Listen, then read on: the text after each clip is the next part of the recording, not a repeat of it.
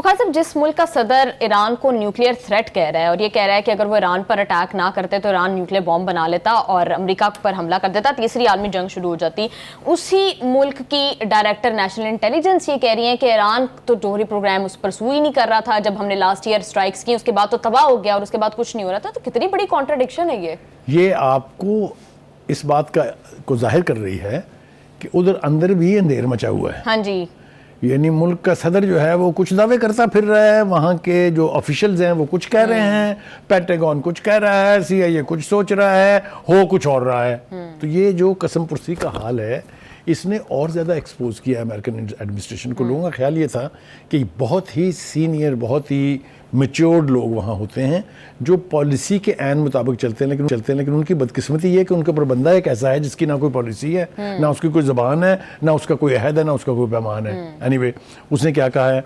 उसने वही बात कही है जो ट्रंप 1 दर्जन से ज़्यादा मरतबा कह चुके हैं कि हमने ईरान का सब कुछ तबाह कर दिया था जब पिछले 7 जून में। Is that right? जी, ठीक है। ओ भाई मेरे, तो फिर एटम बम कहां से बना रहे थे जो तुमने कहा कि अगर मैं हमला ना करता तो 1 हफ्ते में इन्होंने बम बना लेना था, और फिर बम उन्होंने हमारे पर मार भी देना था। हाँ जी, तीसरी आलमी जंग शुरू हो जानी थी। तीसरी आलमी जंग। यानी आप अंदाजा करें यार, ये सदर है यार, इस तरह की बढ़त तो हमारा कोई सब्जी वाला नहीं मारता यार जी। एनीवे, एक तो ये, दूसरी ये कि उसके इन तमाम बयानात का भुरकस जो है वो किसी बाहर वाले माहिर ने या किसी एंकर ने नहीं निकाला है। जैसा आपने कहा कि उनके मुल्क की जो नेशनल इंटेलिजेंस की डायरेक्टर है, तुलसी बगाड़ नाम है उनका, उन्होंने कहा कि ये सब झूठ है, हमने जो उनकी सारी न्यूक्लियर फैसिलिटी तबाह की थी पिछले साल, उसके बाद तो कोई सवाल ही पैदा नहीं होता, उन्होंने रुख ही नहीं किया उस तरफ के बम बनाए। यानी उन्होंने अपने न्यूक्लियर प्रोग्राम को परसू ही नहीं किया है।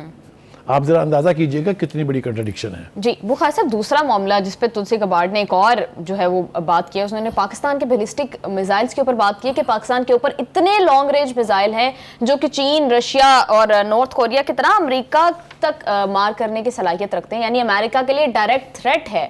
तो वो सारी कुर्बतें, वो फील्ड मार्शल की तारीफें, वो प्राइम मिनिस्टर की तारीफें, अगर तो आप मुझसे एक पाकिस्तानी की हैसियत से पूछें जी, तो मैं कहूँगा आ मज़ा गया। पंजाबी में कहते हैं आ स्वाद गया है।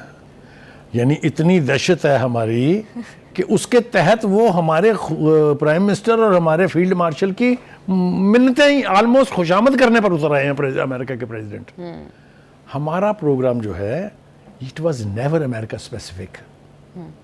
ये हमारी डॉक्ट्रिन जो है, न्यूक्लियर डॉक्ट्रिन कहती है कि इट इज़ इंडिया स्पेसिफिक, और वो भी फॉर द डिफेंसिव पर्पसेस। हमने कभी नहीं कहा है कि हम एग्रेशन करेंगे, लेकिन हमने ये ज़रूर कहा है कि हमारा फर्स्ट राइट ऑफ यूज़ जो है वो हमारा है कि अगर हमें पता चलेगा कि हिंदुस्तान हमारी सलामती को खतरे से दो चार कर रहा है तो we will not wait for India to fire the nuclear arm first, we will do that. But that is specifically, totally specifically it was planned, executed, completed, commissioned for India.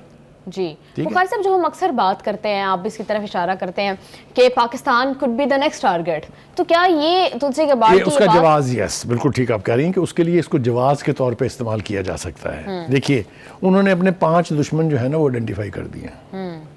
उनका एक पाकिस्तान है, हाँ जी, एक नॉर्थ कोरिया है, एक Iran है, एक रूस है, एक चीन है जी।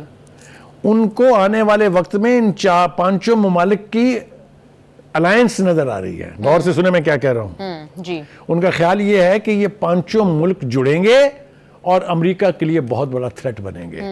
दैट पार्ट आई एग्री जी, ठीक है। साहब, और इसमें एक और बड़ी हिपोक्रेसी ये है कि पाकिस्तान का मिसाइल्स तो बहुत नजर आ रहे हैं अमेरिका को, at the same time Bharat जो कि 12,000 किलोमीटर तक वो उसकी रेंज है उसके मिसाइल्स की, अभी तक हमने 3,500 किलोमीटर से ऊपर रेंज क्लेम नहीं की हाँ है जी।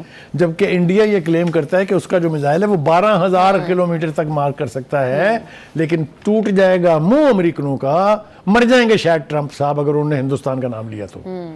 ये जो बायस है ना, ये सबसे खतरनाक बात इस साउथ एशिया में यही है कि अमेरिका आंखें बंद करके पाकिस्तान और चीन को सबक सिखाने के लिए हिंदुस्तान की टोकरी में सारे अपने अंडे डाल रहा है।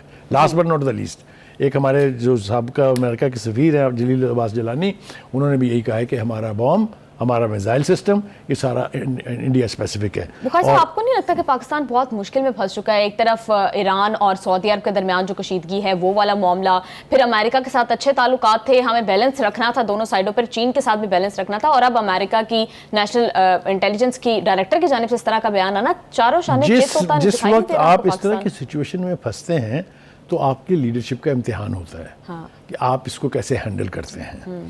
सो फार I will give the credit to Pakistan government and more than that to the field marshal कि हमारी डिप्लोमेसी, हमारी पॉलिटिक्स, ये सब कुछ एक बैलेंस के तहत चल रही है। We are acceptable in every capital. अरब भी हमारी बात सुन रहे हैं, मुस्लिम कंट्रीज भी हमारी बात सुन रही हैं, अमेरिका भी सुन रहा है, ईरान भी सुन रहा है। This is a unique position in A situation like this when the war is all around us. इतनी कामयाब डिप्लोमेसी पर अगर आप अपनी हुकूमत को कॉम्प्लीमेंट ना करें तो बहुत ज्यादती होगी। मुखार साहब, आपको नहीं लगता कि ऐसा टाइम आ जाएगा जब एक साइड चूज करनी पड़ेगी पाकिस्तान को? देखें तो हम कर लेंगे ना चूज व्हेन दैट सिचुएशन। वो कहते हैं ना, there is a proverbial saying, we will cross the bridges when they will come, let the bridges come.